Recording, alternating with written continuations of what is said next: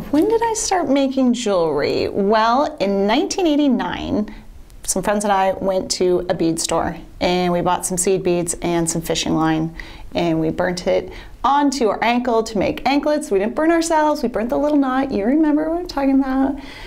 And from there, it just took off. And my first thing that I really loved, that I took classes in, and one of the first things I ever taught was seed beads. I love to make everything with off-loom seed bead stitches, especially sculptural peyote stitch. That was my favorite.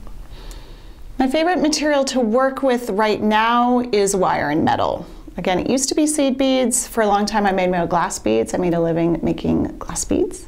But now it's definitely wire and metal. And wire, I'm loving the really, really thin stuff, like 28 gauge is my favorite right now. When I am not feeling creative, I usually just go to my work table and look at the stuff that I've already done and look at the materials that I have, and I got lots of it. I usually just pull out some beads and wire and start making a mess. I also have a notebook that I keep in my purse where I jot down ideas throughout the year that maybe I haven't even looked at yet, so you never know what that will spark, and start messing with stuff, throw pieces together, and you can see how, oh, I can combine that with that. Maybe never thought of that. That seems to work pretty well. I first started teaching in the mid-90s. I was working at a bead store when I was in college, and I made a beaded dream catcher. It was awesome with feathers and seed beads. I still have it. It's awesome. And the owner was like, hey, let's teach this. Well, I can't teach a class. So I taught the class, it went well, and then I picked up some more classes, and years later I did my first national teaching thing at Embellishments, which is the show that then turned into Bead and Button. So it sort of just progressed from there. My teaching philosophy, well, for me, my number one is that people have fun. And that's usually not too hard, because when people come to take a class, they're excited. So they're already happy.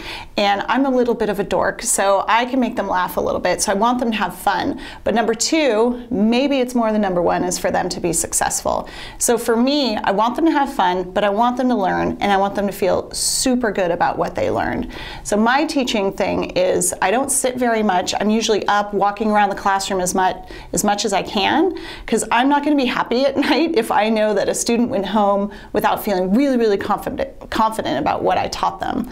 So my philosophy is fun, and absolutely they leave there feeling confident. My favorite class to teach, you're asking me, and why, would have to be tornado beads. I've got some right here. The reason I like it is because it's pretty straightforward. It's a little bit of a mess of wire, but there is a little bit of tamed chaos in there, and it's a really successful project. So people often love it because there's no strict rules. If you mess up, I show you how to take that mess up and incorporate it into the bead, and it just makes it look more cool. So everybody leaves happy, and everybody leaves that class with a finished project, and students love to finish it. So that's probably my all-time favorite. You want to know how I feel about my business. Well, Beaducation's come a long way, and I don't want to cry on camera, but I love it. I love my staff, I love my building. I come here on the weekends and I walk in and I turn off the alarm and I talk to the building and I say, hi, pretty building, hi, pretty stuff. And it's just, I just love it. And lucky for us, our customers love it. And I think that everybody that works here, they love working here. We get to be very creative. We get to be silly. We get to eat nuts. And I think it's just a fabulous, fabulous place. It makes me incredibly proud to own it. And I love it. What's the favorite piece I ever made? That's a great question. I actually have two, but one I'll just talk about briefly. This is one of my favorites because it's one of the last glass beads. I mean, it's the last glass beads I ever made. So in here is a bunch of glass, and I have wire wrapped some little swirlies onto some wires that were put in when it was hot. So I used all these funky techniques. These glass beads would come out of the kiln with these wires, and I'd shape the wire, and then I'd cover them with sterling, and it was a competition piece, and I also did some stitching in there, and I really like that piece. But I think that my favorite piece is one that I made with Laura McCabe. It was a collaboration, and we won first place in the Bead Dreams finished jewelry.